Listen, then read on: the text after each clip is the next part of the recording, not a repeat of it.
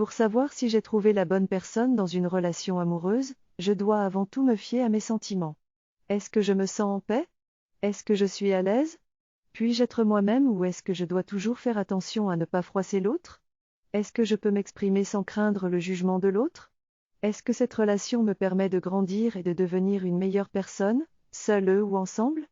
Dans un couple, il y a deux responsabilités et chacun doit travailler pour faire avancer la relation. Il doit y avoir une certaine égalité et une stabilité en termes d'énergie et d'harmonie dans chacun des individus pour que la relation fonctionne. Il est important de comprendre et d'accepter la forme masculine et féminine en soi pour avoir une vie intérieure riche et être entier. C'est un travail qui demande du temps, mais cela permettra d'avoir une relation plus saine et plus épanouissante. Je réalise que ma vision des femmes a changé depuis que j'ai intégré leur importance dans ma vie. Avant, je pouvais les voir comme une menace ou une personne qui devait se taire. Cela montre que je n'ai pas pleinement intégré ma partie féminine. Quand je lutte contre mes émotions ou que je suis agressif, cela montre mon manque de maturité émotionnelle. En étant avec la bonne personne, je me sens à l'aise et je ne crains pas de m'exprimer.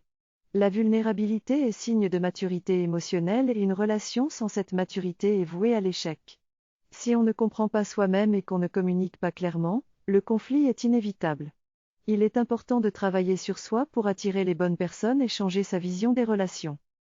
En résumé, pour savoir si je suis avec la bonne personne dans ma relation de couple, je dois me demander si je suis en paix, si je peux être moi-même et m'épanouir, si j'ai une vie à part entière en dehors de l'autre, si nous avons une harmonie et une intégration de nos parties masculines et féminines en nous. Si je ressens un doute, je dois faire le discernement entre le doute lié à mes propres traumatismes et le doute lié à un comportement de l'autre qui m'éveille des soupçons. L'important est de choisir de continuer ou de prendre de la distance pour prendre les bonnes décisions. Lorsque je commence à aller en profondeur et que je deviens conscient, je crée une connexion réelle et authentique avec les autres. En partageant les choses les plus profondes de mon âme, c'est cela qui crée cette connexion. Je ne suis pas sûr que cela soit possible dans des relations superficielles, mais cela dépend de chacun. En tout cas, cela peut transformer ma vie.